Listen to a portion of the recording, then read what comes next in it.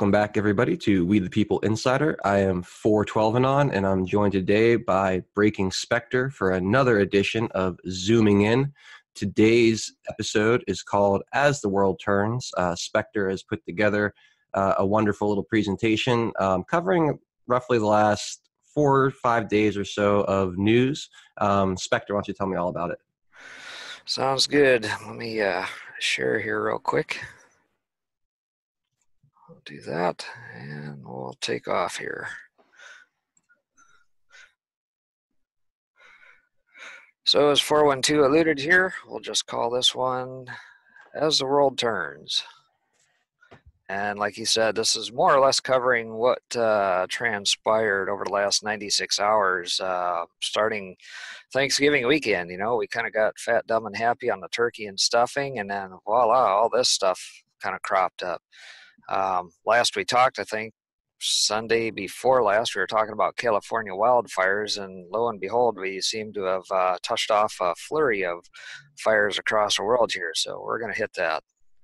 So jumping in, you know, first, before we get into things, I think it's probably good to set the pace of what's going on here. You know, the world's on fire. We got NATO, we got Open Society, UN Agenda 2030. And I think Q has alluded to this in a couple of posts back on November 7th and 9th, both, that we are indeed at war. So that being said, I'm going to start with some of the softball stuff, the stuff that's been going on behind the scenes. And mind you, again, this is stuff that has just dropped and has been leading to this here. Kind of 1984 Orwellian-esque type stuff that's been going on in a backdrop. Zero Hedge came through with an article on Saturday, I believe it was. We got gun bill to require buyers to hand over social media passwords and search histories. That's not Orwellian enough. Yeah, that's so far beyond the pale. That's so unconstitutional. It's not even funny. Yeah, no kidding. And so, aside from that, we got Zero Hedge and how social media is becoming an arm of the state. Well, one might argue it's already an arm. If you look at Google, Facebook, the contracts they have with various agencies, DoD, In-Q-Tel, and its ties to the Clown Network, I think we're already there. I mean, just look at what Q had alluded to in one of his earlier drops about LifeLog and how that was shut down the same day Facebook was started. Yep. And along the lines of Facebook, we got Zero Hedge coming through and telling us Soros strikes back at Facebook and demands congressional oversight. Now, if you've been paying attention to this, you know there's been this flat between Zuckerberg and what's her name? Sandberg, I guess it is, whether or not they actually paid an agency to spy on Soros, and now we find that he's fighting back against us. So it seems the left is eating itself. And we also had this that says visualizing the agency, or not the agencies, but all the various social media platforms and just what indeed they actually track. So they had this great little infographic in that, and I won't touch on every single point here, but you'll get the idea. All the stuff that they are tracking about you through all your mobile devices, your handheld devices, computers, etc. Google, Facebook, Apple, Twitter, Amazon, Microsoft across the top, and then down the left, all the various bits of information they track about you. Hell, they probably know more about you than your spouse does. You got location, email address, birthday, gender, name, income level, education, on and on and on it goes. And some of these got little call outs, which I find rather amusing. If you've made purchases on Facebook, they'll track your credit card. Only the IP address used to open the Apple ID account. Just some handful of caveats in there, but by far and large, they're tracking pretty much everything about you.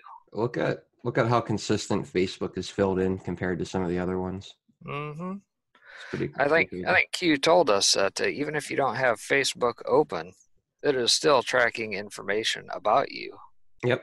Or if you're sitting next to somebody who has Facebook on their phone, if they can identify you, they'll track you through their phone too. You don't even have to have Facebook. It's pretty crazy. It's insane. Yeah. So while all that's going on, not to be outdone, we head over to Europe here, and astonishingly, social media checks before bank loans. So apparently, before you can open a bank account or get a loan, what have you, they want to check all your social media uh, stuff as well. So it's not just here, folks. This is happening across the continents. And of course, not to be outdone, we head over to the Snitch Society over in China, and we find out they want to offer $86,000 rewards for snitching on porn. Interesting. And Zero Hedge also came back and says China's Orwellian social credit score will monitor all Beijing citizens, which the top tweet there highlights. At the end of the day, China will judge each of its 1.3 billion people based on their social behavior and adopt a lifelong points program that assigns personalized ratings by 2021. Absolutely insane. All this is going on behind the scenes. That is insane. Yep, 1984 is upon us. So while all that has gone on, let's head over to the UK, where there's been much talk about Brexit. I probably can't do it as much justice as probably what Daddy Dragon can do. I think he spoke about this here maybe about a week or so ago. But just to give some color around this, the EU, UK approved the Brexit divorce deal. Now comes a hard part. Theresa May now faces the political fight of her life. And if you're confused about Brexit, don't be. Here's what comes next. A couple articles that came through. This stuff is almost 2 years in the making. I've probably got hundreds of articles, pigeonholed somewhere describing all the back and forth. And at the end of the day, I think it boils down to this. The people voted for change. They've tried to subvert it in any way, shape, and form possible to make it favorable to the banksters and everybody else. And this is where we're at. And so Breitbart came through later on and says, fishermen betrayed. Macron gloats he will force UK to surrender waters. So it tells you right there that the people are not getting what they desired. They're having to go to all the various countries in the EU and make sure what they're proposing to the EU is okay with them before they can officially disband. It's ridiculous. It is. And then Zero Hedge comes through as if that's not bad enough with the whole Brexit deal. We've got to throw in some Russia business in here. And their army chief warned Russia is indisputably a greater threat than ISIS and Al-Qaeda. Now, keep that in mind as we go forward here, as we go through some of these hotspots. So we're going to come back to that point. Okay. And another, almost forgot about this one. This just came through today, actually, is that there's a major psyop in Europe exposed. UK government tramples on values it vowed to protect. And within that document, I think it was Strategic Culture that put this particular article out. But what it does, it highlights this project that's been implemented. And basically, it's a propaganda project. And its purpose is to counter Russian disinformation and malign influence and associated weapons of hybrid warfare in Europe and North America. And so basically, it does exactly what I just described. Push the Russian narrative. They're, the boogeyman in the room. All for what? What is the agenda that they got to push? And I think we're going to see that play out here shortly. Yeah. So France has got some issues of their own. If you've been paying attention over there, there's been protesters rioting in reaction to Macron's massive fuel tax. That was on Gateway Pundit here, I think, on Saturday. And I think this is a continuation of some riots and protests at the Yellow Vest protests here in the last week or so. Champs-Élysées is burning. French police are firing tear gas and using water cannons against their citizens. So Macron's got some issues of his own going on over there. Yep. All the globalists are starting to lose the battle of hearts and minds with their people. Absolutely. And you see that firsthand here with Italy. Italy has been a dumping ground for the migrants here over the last 2 years. Boatload after boatload coming across from the Africa area, dumping in. they've had enough. The people have put Salvini in charge, and the article comes through. It says he threatens to collapse Italy's government if deficit targets aren't met. And so they're looking for a 2.4% deficit target. So they've been going back and forth with the EU. And then you see this article on the right-hand side say EU warns Italy, change budget or face the consequences. Well, what authority does the EU have? An unelected bunch of bureaucrats trying to push their will over the sovereignty of a nation here. Yep. And so yesterday, the article came through, Salvini takes control of Europe's future, and the Goldman angle. And I want to touch on that Goldman angle. What they're talking about there is Goldman Sachs. If you've been paying attention here, Goldman has been under fire here. Probably heard a little bit about it with Lloyd Blankfein, former CEO, and the ties to the 1MDB, the Malaysia Bank stuff that's gone on. And it also happens to be that Mario Draghi, in charge of the ECB, is a former Goldmanite himself. So it's going to be interesting to see how this plays out and whether or not these quote-unquote too big to fail banks like Goldman will even continue to exist after this plays out. We'll see. Yeah. So over to Israel. They've had their share of issues going on. If you've been paying attention over there, they've been volleying back and forth with Gaza. Of course, you got Palestine. Here in the last week, we found out that a bunch of ministers have resigned, and now Netanyahu, on November 18th, not only is he prime minister, but he's named himself defense minister, including foreign minister. So he's pretty much a one-man band over there. He's wearing a lot of hats. Yeah. But an interesting article came through from Zero Hedge stating this is after giving $15 million to Soros orgs, USAID fires half its folks over in that way. So they were the financial arm, I guess, trying to undermine these efforts over there, whether it be Gaza, Palestine, West Bank, whatever it is.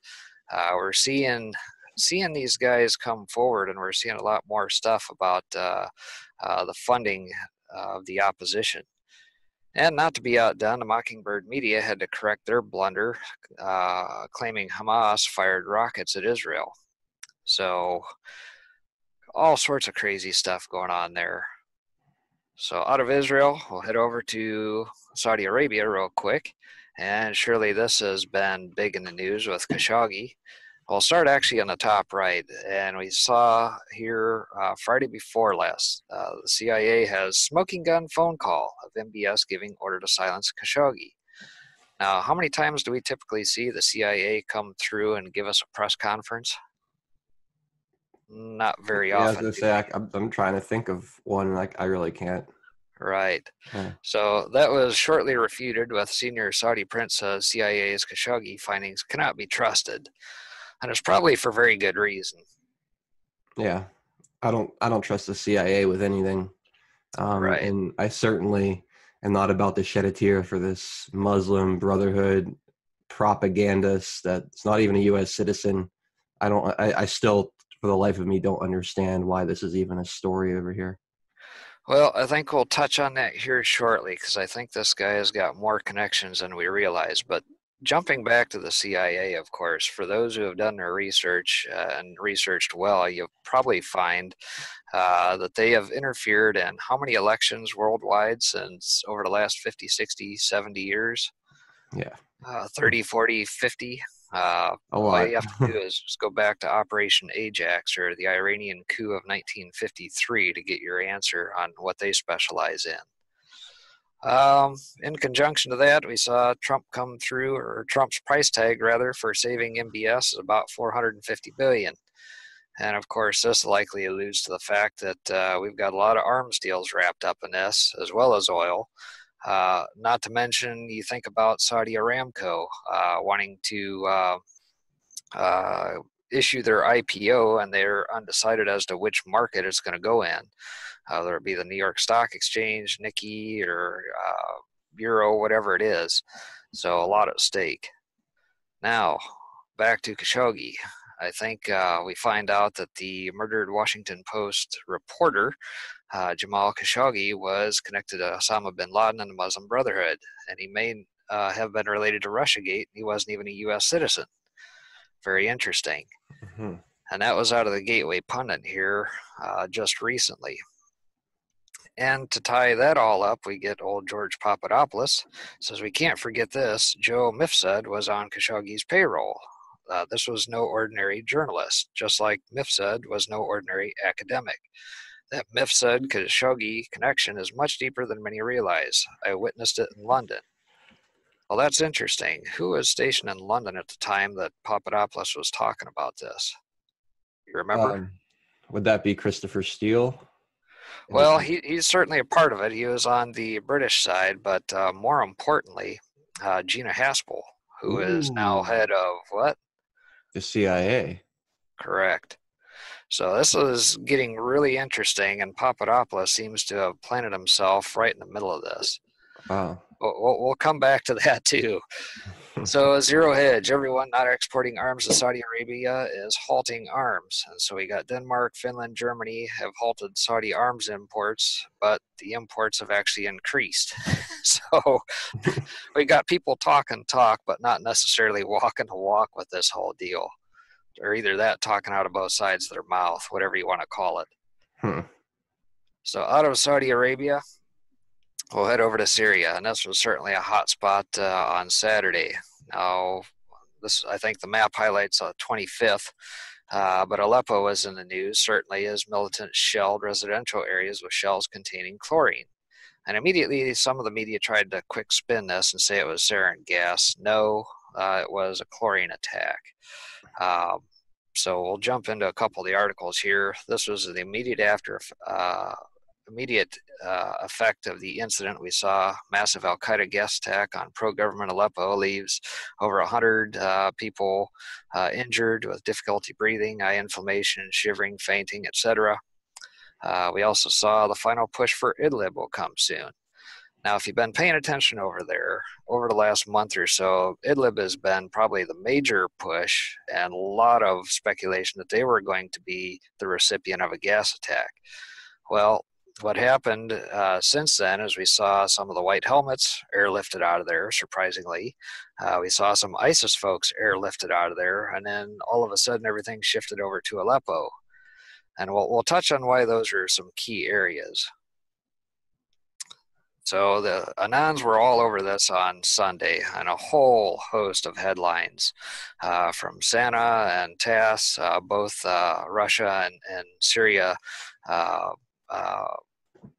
uh, news agencies. And some of those articles we'll touch on here. I think SANA had the foreign ministry terrorist attack with toxic gases on Aleppo. Was by terrorist organizations, came as a result of facilitating terrorist access to chemical substances. TASS came through and told us Russian planes destroyed militants who shelled Aleppo with the chemical weapons. And then we also saw immediately after that the moderate rebels apparently decided to go attack a power plant. Hmm. Crazy stuff. And we saw a Russian Foreign Ministry terrorist attack on Aleppo should be condemned. And so, aside from that, some more articles. This again was just at the time of the incident. South Front reported Syrian Army's military operation is looming in Idlib. And we had Shimanov, I think he was out of the Russian side. OPCW should send mission to Aleppo after being targeted. And militants use chemical weapons to attack Syria's Aleppo. So a lot of articles highlighting the account at the time of the incident. Now, just today, highlighted in this article, a Syrian War Report on November 27th, they call this a Game of Assad, which is a video you can go watch on South Front. But an interesting clip or piece that came out of that article says mainstream media outlets continue to ignore intentionally the November 24th chemical attack carried out by militants on the city of Aleppo. Furthermore, the attack, which targeted at least 107 civilians, once again uncovered the pre-designed media narrative which surrounds the conflict. And so over the past few months, military and diplomatic representatives of Russia and Syria had repeatedly warned that Idlib militant groups with assistance from the so-called White Helmets were preparing to stage chemical attacks in the Idlib demilitarized zone in order to accuse the Damascus government of using chemical weapons and trigger another U.S.-led military action against Syria. So the Russian Defense Ministry also provided intelligence data about the movement of chemical substances across the northwestern part of Syria there. So we're seeing through the game that's being played here, and who do we typically think is the one propagating this? The white hats, typically, or not the white hats, the white helmets. The white helmets, ISIS, who are all funded by what, Mr. dark money? Soros. Well, that clown networks and all the other black dollars that help propagate this and foment this stuff in the Middle East. And so I do want to highlight that back when we were doing Universe News here, we did an episode on March 20th of this past year called March Madness. And in that, I actually spoke to this in a segment called Poking the Bear. And granted, this was highlighting at the time the Skripal case in the UK. At the end of the day, I think the Saker had this exactly right. The only possible conclusion from this list is there is some kind of secret lab in Russia where completely incompetent chemists try every poison known to man, not on rats or on mice, but on high-profile Anglo-Zionist supported political activists, preferably before an important political event. And I also highlighted the OPCW report that suggested that Russia certainly didn't have these chemicals, but guess who did? The UK, the US, and Israel. Keep that in mind. And so, again, this goes back to the point I just made on the UK about the propaganda machine being fired up. Their military saying that Russia is behind all this. No, I think we can clearly see through this fog. And also an article come through yesterday out of South Front. Quick quip here. It says these attacks came a few days after Sena reported the French militants arrived in Idlib to equip shells and rockets of local groups with toxic gas. They entered the country through the border with Turkey. In its first response to the chemical attack, the SAA shelled several positions of the militants in the western Aleppo countryside and the southeastern Idlib countryside. It is possible the chemical attack may become the tipping point which would force the Syrian Arab Army to kick off a military operation in the area. So again, be mindful of this. You're probably not going to hear this on the Mockingbird media. And so what is this all leading toward here? Why do we see so much strife in the Middle East? And I think at the end of the day, it boils down to exactly this. Forget Nord Stream 2, Turk Stream is the prize. It's all about moving oil and natural gas through those areas. Who's going to control the area so that their pipeline can go through, and which company, whether it be Gazprom or if it's going to be a Western corporation, whatever it is, all to be able to exploit those resources. All about the oil. Oil and gas. Mm-hmm. So while all that was going on, we saw the blow up over in Ukraine. And so here's a quick map kind of highlighting the area in question. Russia reopened the Kerch Strait near Crimea to shipping in the early hours of November 26 after firing on and seizing 3 Ukrainian naval ships a day earlier.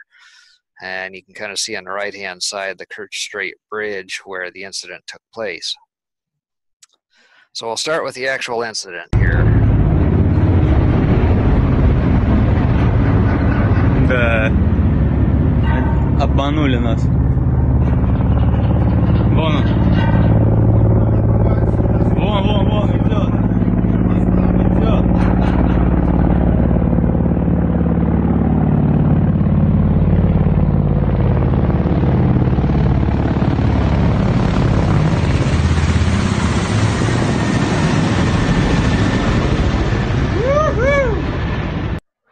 Citizen journalists were capturing some of the footage as it was happening with some of the patrols, the helicopters, ships, and whatnot. But the day of, Zero Hedge come through and says Ukraine accuses Russia of opening fire on its warship and some of its ships in the Black Sea, striking one vessel and wounding crew members.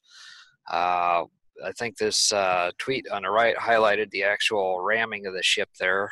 And in the interest of time, I won't be able to play that, but certainly you can go check that out. A few tweets here. It says Reuters, Ukrainian Navy says one of its small armored artillery ships has been hit after Russia opened fire in the Black Sea. Secretary of National Security and Defense Council of Ukraine says to declare martial law. And of course, we see that the bottom article there says Ukrainian naval ships ignored calls to stop. So again, this was the day of. And with the strategic sentinel on the bottom right there, according to Turchinov, the emergency war cabinet meeting was convened to declare a state of war. Another tweet out of Doom Alert there, highlighting the sources from within. Rusmod, any attack on Russia from Ukraine or its allies will result in a dangerous situation, and highlighting World War III and NATO. And so immediately that tipped off Nikki Haley, our ambassador, says an emergency security council meeting had been called for tomorrow, meaning yesterday, Monday, at 11 a.m. And she highlighted Nolan Peterson's tweet there as well. So that was the day of the incident and kind of through the day. And so some of the fallout in the ensuing day and a half has been Ukraine declares martial law as Russia refuses to release captured ships.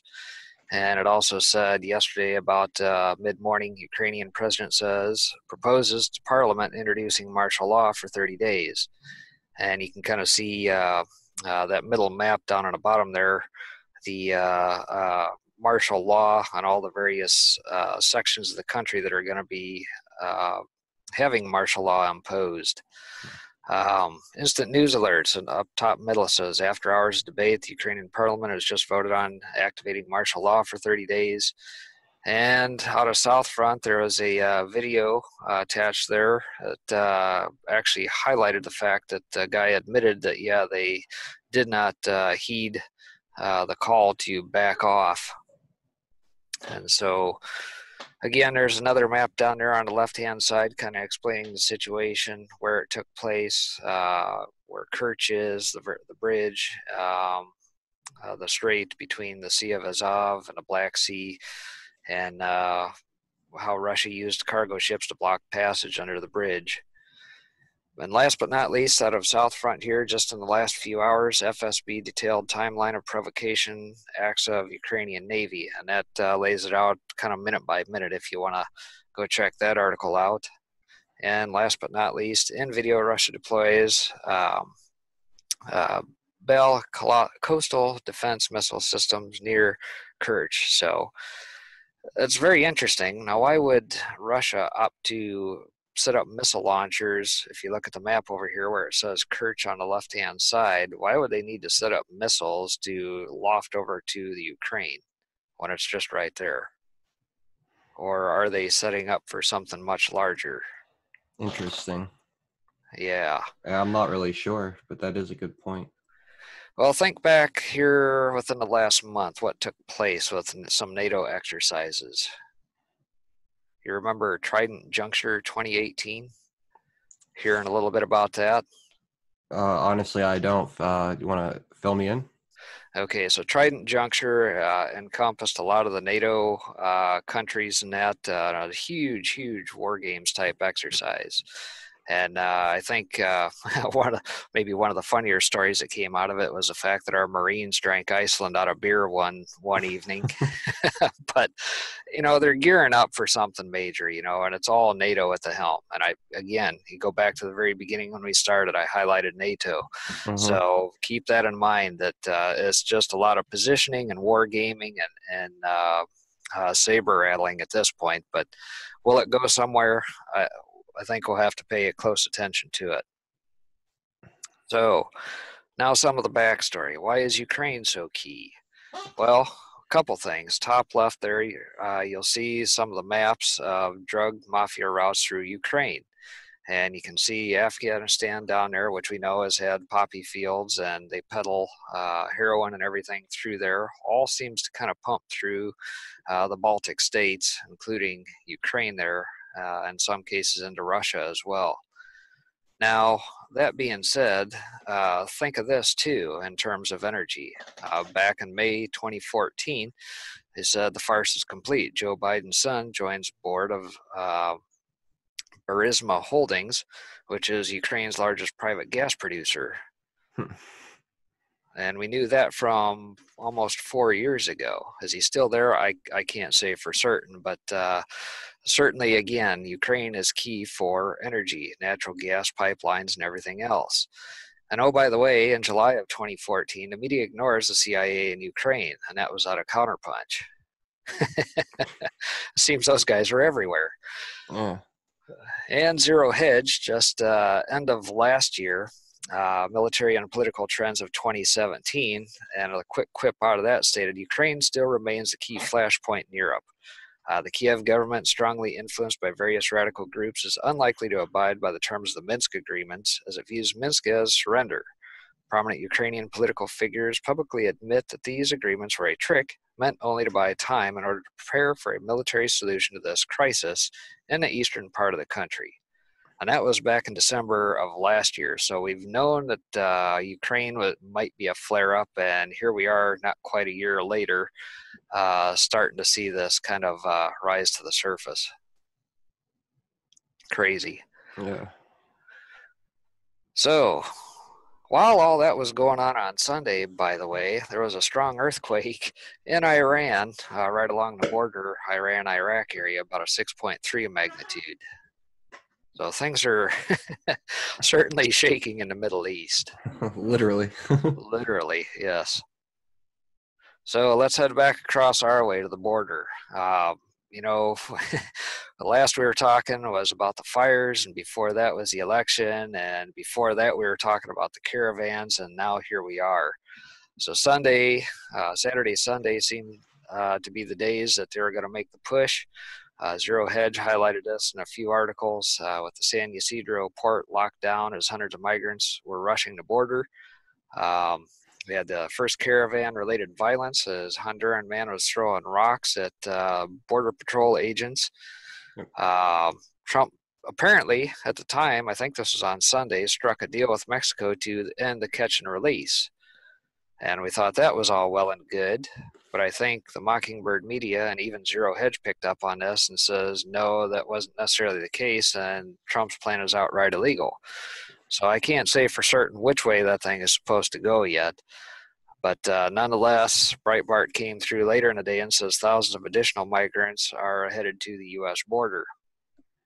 And like the good foot soldiers that they are, Refuse Fascism says, let the immigrants and refugees drive out the fascist Trump and Pence. They've sent the military to the border, authorized the use of deadly force there, and separated families and children there. So, Man, this bullshit narrative is getting so tired. Yeah, agreed. Like, it's having a country, having a nation, like 101 is having a secure border. I don't understand. Well, I do understand, and that's what's so frustrating. But they continue to play this like Trump is some unreasonable fascist demon because he doesn't want to let our borders be overrun by thousands and thousands of migrants who are just going to be a drain on our taxpayer.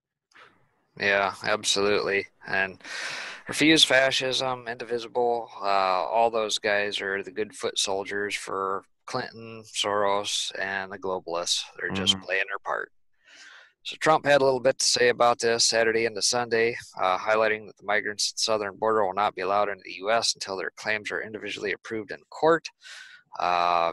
All will stay on Mexico. If for any reason it becomes necessary, we will close our southern border. There is no way that the U.S. will, after decades of abuse, put up with this costly and dangerous situation anymore. And then on Sunday, so it would be very smart if Mexico had stopped the caravans long before they get to our southern border. And he continued on, stating, General Anthony Tata, and this is a quote from him, President Trump is a man of his word. He said he was going to be tough on the border, and he is tough on the border. He has rightfully strengthened the border in the face of an unprecedented threat. It's the right move by President Trump. And Trump thanked him for those comments. Right. So, more on the day of the incident. Breaking 911 highlighted this. Mexico will deport migrants who violently and illegally tried to cross the U.S. border Sunday.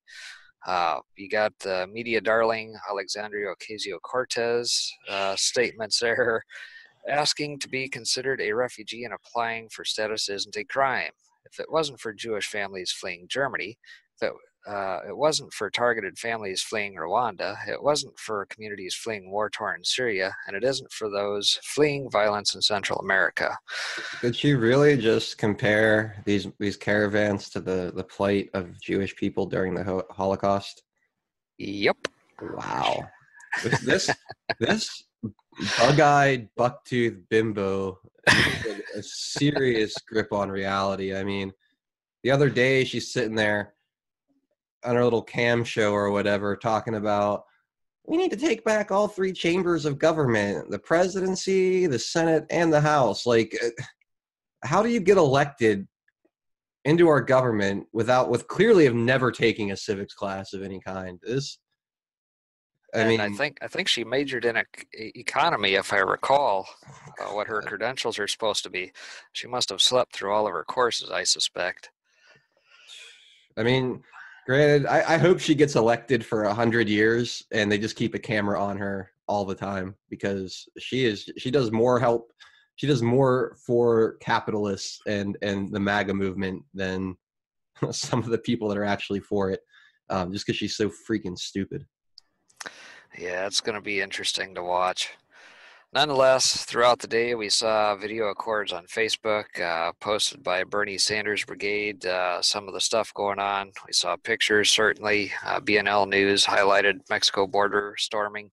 Migrant caravan supporters have gathered and are marching towards the San Ysidro border, crossing to protest border security. An interesting report there says migrants report Mexican officials seek money to allow U.S. border access. So basically taking bribes. Wow. And families crossing the river, and after that, a steep hike to the other side, highlighted by Annie Rose Ramos. A couple other things here. We had the marches going on there. BNL News highlighted violence is breaking out at the U.S.-Mexico border near Tijuana at the San Ysidro border crossing. That was as of about midday on Sunday. A little bit later on, they said Mexico border storming the freeway just north had been completely blocked and shut down by the police. No one will enter, not even legally. So that was day of. And not to be outdone, you got the Mockingbird media and their general hypocrisy and ridiculousness. National Review, somebody pointed this out on the chans, highlighting National Review's article from May of this year. Israel has a right and obligation to defend its border with deadly force. But on October 30th, they came through and said it's time to calm down about the caravan. So, which is it? Yeah, that's funny. Or no border? Yeah, it's funny. A lot of these people who get all upset with us for defending our border have no problem with, like, look at we want to build a wall, right? And everyone has a big problem with the wall. Yet people don't realize that not last year, but earlier this year, in that omnibus spending bill that was passed through Congress and signed by President Trump, there was funding in that bill to build a wall in Jordan around, on their border. It's like, where are the outrage there? It's absurd. Oh, we're getting there. Washington Times came through with Elijah Cummings, old loudmouth that he is, says U.S. must let migrant caravan enter country. A ranking member of the House Oversight Committee said Sunday the caravan migrants seeking asylum should be able to enter the country immediately, challenging President Trump. Sure, I got an idea. It's called get to the back of the line and come in the right way. Yep. And Benny Johnson here, as well as John Cardillo, both kind of highlighted the hypocrisy here. It says Obama separated children at border. Media, silence. Obama used tear gas and a mob of migrants storming border. Media, silence. Trump separated children at border. Media, apoplectic. Trump used tear gas on a mob of media storming border. Seizure. It's insane. And I think both were kind of referencing this article from Conservative News Today. It says, where was the hysterical left when Obama used pepper spray? Yeah. Crickets. It's insane. And of course, a little bit more on the Mockingbird media there. Boy, it's almost like they colluded to use the same story and same picture all across here. We Yeah, got 4 a.m. clowns. talking points. Anybody? Yeah, CBS, Washington Post, New York Times. Very interesting. And I'm sure that was just the right photogenic opportunity to get that particular picture while the guy behind the cameraman was throwing rocks. Oh, you could see, yeah, I mean, you could see if you really look at that picture closely, people pick out and show other people like with cameras. One guy you can even see has a tripod. You could see other people kind of doing the same thing. Um, this is just propaganda. This is a staged photo. I'm not buying it. You know, not to sound like a jerk or anything, but the woman in this picture clearly isn't missing any meals. Um, I don't think she's some starving poor immigrant. This is just crap, absolute crap. I'm so tired of this bullshit. Agreed. So a little bit more here. Migrants stormed the border the day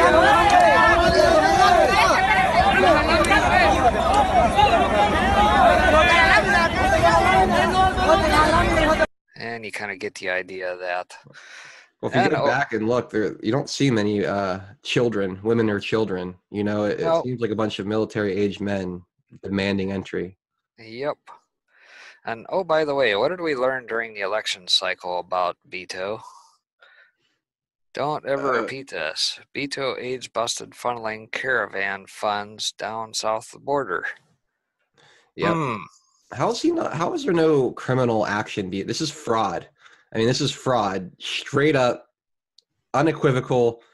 It's fraud. This is a felony. Why is the fake Latino, Mr. Robert O'Rourke, not answering for this? I think he will in time. I think we're going to see some of those sealed indictments certainly pick him up as well. Man, I sure hope so, because I mean they got it on film, for crying out loud. I mean, I don't know what you need to do anymore to get a set of cuffs slapped on you when you're a liberal political elite. I mean, apparently though, having video evidence of your fraud isn't enough, at least to this point. It almost makes you want to give up. You just see like these two different sets of rule books. They play by one, and we play by a completely different one. Again, I'm tired of the bullshit. It's getting so tired. And I think that's a good lead in and segue into the Peppy meme here for the GTFO deportation services. I think this probably sums up the sentiment of the country with everything that we've seen. Oh, that's fantastic. Anyway, now, obviously, with all the strife that's been going on around the world, Q has certainly had a little bit to say about this. And we'll start off with the D5. D5, I think, is probably more important than we realize. So here's a long list of all the posts in that have made reference to D5 along the way here. A date clear back to May is the first case where we saw D5 referenced in post 1332. This is what you're about to learn should not only scare you, but intensify your resolve to take back control, freedom. And it does go on to state D5 at the end of that chain.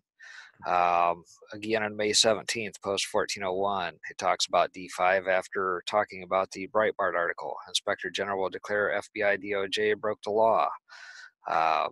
Again in 1402, and we'll cycle through these. 1433 highlighted it, highlighting the justice.gov, U.S. Department of Justice office article there. These people are stupid. Think Connections, that was in 1743, back in July. We saw it again in 1816, on August 5th. You have more than you know. Why was the information on Wiener's laptop in the first place? That was mentioned in August 28th in post 1977. Again in 1978. So all of these are leading somewhere, and he's saying with all this information we have more than we know.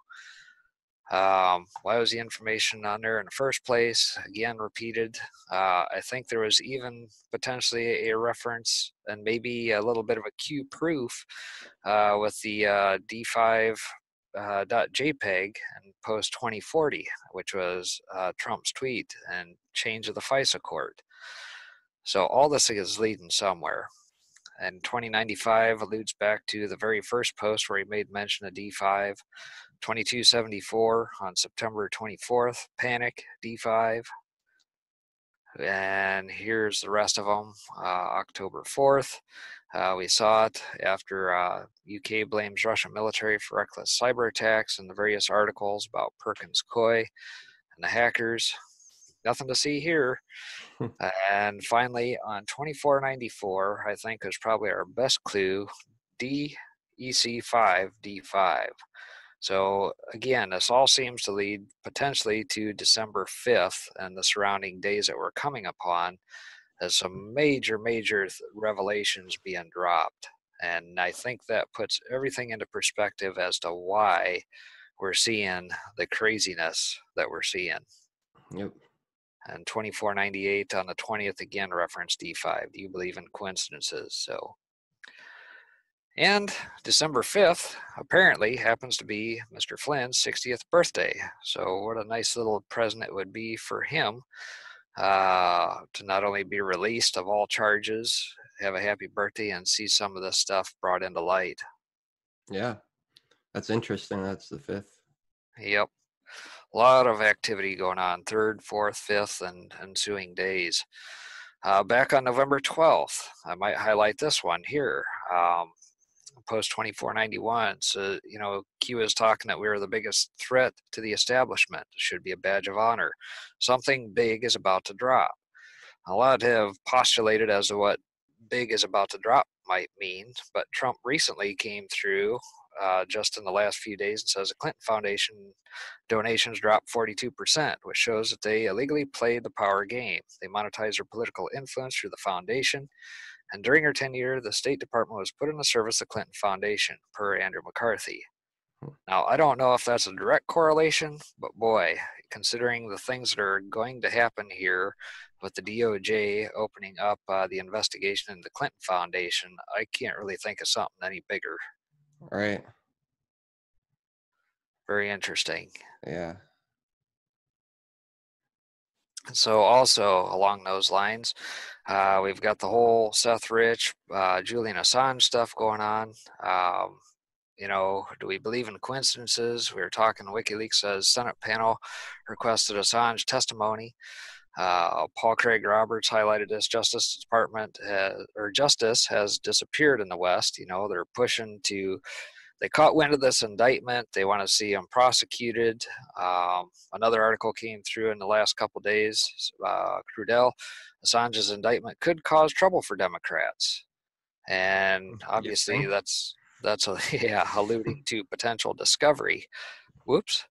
And so one of the quips out of the article is listed on the bottom there. It says, prosecutors said the erroneous filing does not constitute a confirmation or denial by them as to whether sealed criminal charges against Assange exist, and argued that neither the U.S. Constitution nor U.S. common law, quote, required the government provide such a confirmation or denial. And weren't we supposed to see something with Assange testifying today or tomorrow? I think it was supposed to be today, but it might have been delayed a week. I don't know. I'm not completely caught up. If you guys out there watching this want to throw that in the comments section and let us know, I'd really appreciate it. Yeah, find some sauce. We haven't seen it yet. Yeah. And aside from that, a couple posts.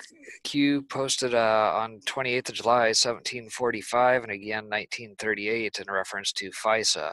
Everybody's thinking FISA, and also in regards to Five Eyes. Well, there's a lot of panic in that regard too, I suspect. And we saw the article come through. It says the MI6 was pushing to delay or not have any release at all of this information.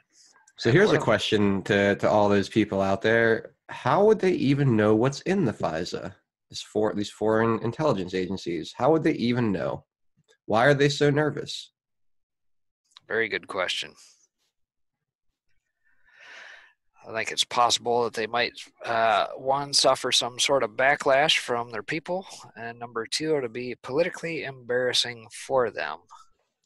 I mean, yeah, basically be an act of war against America, what these people did. Yep. And also, we saw judge ordered ex-Trump campaign advisor Papadopoulos to jail on Monday. Now, we just talked about Papadopoulos in regards to the whole Khashoggi thing over in Saudi Arabia and what he knows, and suggests that this thing runs far deeper.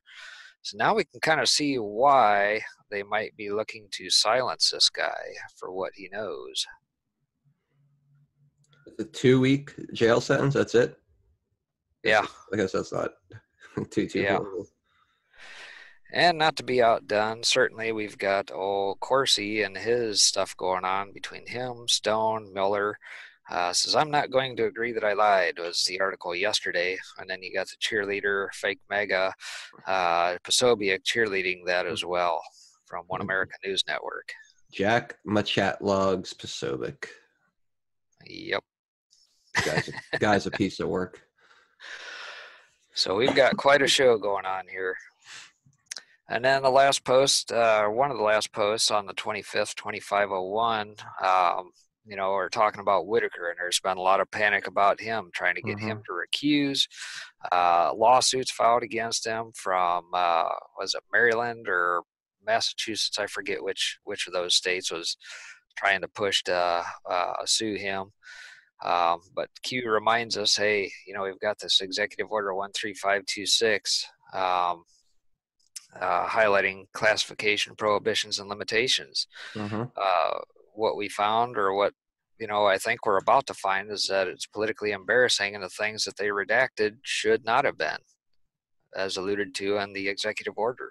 Right. And Q closed with this koala business down at the bottom, which there's still speculation as to what all that means. I think they're still digging on that. But one of the early things that have come up certainly is in regards to Operation Koala, which was highlighted back in November of 2007, being an operation that went after child abuse video that was discovered in Australia.